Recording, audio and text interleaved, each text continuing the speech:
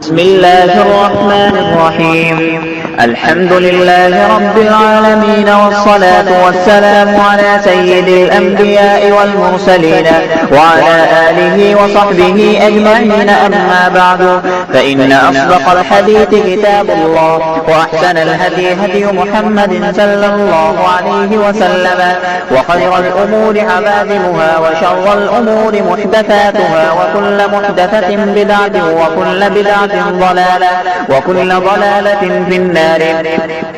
وبالسند المتصل منا إلى الشيخ الإمام الهمام الحافظ الحجة أمير المؤمنين في الحديث أبي عبد الله محمد بن إسماعيل بن إبراهيم بن المغيرة بن بردزبة الجعفي اليماني البخاري رحمه الله تعالى. اللهم انفعنا وارفعنا بعلومهم وعلومكم أجمعين، آمين يا رب العالمين. أنه قال: حدثنا سليمان بن حرب قال حدثنا حماد بن زيد عن ثابت عن أنس رضي الله تعالى عنه وعنهم أنه قال: قال النبي صلى الله عليه وسلم: الصبح قريبا من خيبر بغلس، ثم قال: الله أكبر، قربت خيبر، إنا إذا نزلنا بساحة قوم فساء صباح المنذرين، فخرجوا يسعون في السكك، فقتل النبي صلى الله عليه وسلم المقاتلة وسبى الذرية، وكانت السبي صفية فسارت إلى لحية الكلب، ثم صارت إلى النبي صلى الله عليه وسلم فجعل عتقها صداقها. فقال عبد العزيز بن صهيب لثابت: يا أبا محمد، أنت قلت لأنس ما أصدقها؟ فحرك ثابت رأسه تصديقا له.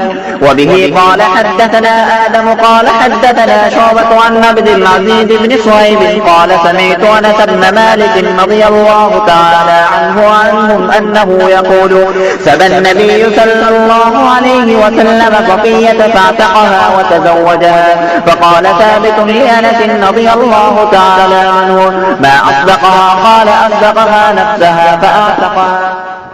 بسم الله الرحمن الرحيم. الحمد لله رب العالمين، والصلاة والسلام على سيد الأنبياء والمرسلين وعلى آله وصحبه أجمعين. أما بعد، فإن أصدق الحديث كتاب الله، وأحسن الهدي هدي محمد صلى الله عليه وسلم، وخير الأمور عبادها، وشر الأمور محدثاتها، وكل محدثة بدعة، وكل بدعة ضلالة، وكل ضلالة في النار. وبالسند المتصل منا إلى الشيخ الإمام الهمام الحافظ الحجة أمير المؤمنين في الحديث أبي عبد الله محمد بن إسماعيل بن إبراهيم بن المغيرة بن بردزبة الجعفي اليماني البخاري رحمه الله تعالى. اللهم انفعنا وارفعنا بعلومهم وعلومكم أجمعين، آمين يا رب العالمين. أنه قال: حدثنا سليمان بن حرب قال حدثنا حماد بن زيد عن ثابت عن أنس رضي الله تعالى عنه وعنهم أنه قال: قال النبي صلى الله عليه وسلم: الصبح قريبا من خيبر بغلس، ثم قال: الله أكبر، قربت خيبر، إنا إذا نزلنا. اقرأ وخيّا